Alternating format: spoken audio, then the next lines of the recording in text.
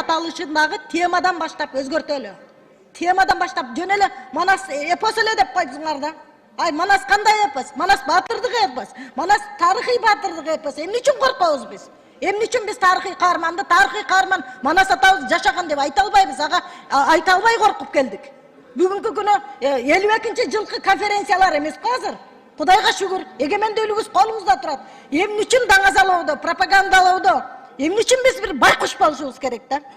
Айт, ошону токтотолу, байкуш болуп, кул мүнөздүктөн кетели. Айланайындар. Айтса келсе ушундай баягы тарынышатта ошо катып айтат депчи. Мен күйбөсөм, сиз күйбөсөңүз, башка депутаттар күйбөсө ким күйөт Манаска? Туура айтасыз, чоң рахмат. Ошон үчүн мен эмки окууда муногу Кыргыз Улут тил илимдер академиясы котормо тийиштүү орган деп туруп Кыргыз Улут тил илимдер академиясын борборду так даана көрсөтүшүбүз керек. Жанагы кыргыз калмактан тараган деген варианттар кирип кетип атат. Ай, варианттарда коркунучтуу бурмаланган мына Манасабет доктор науктар отурасыңар, туурабы?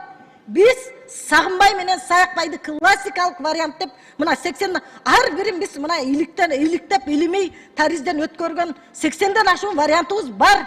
Аны эч ким чана албайт.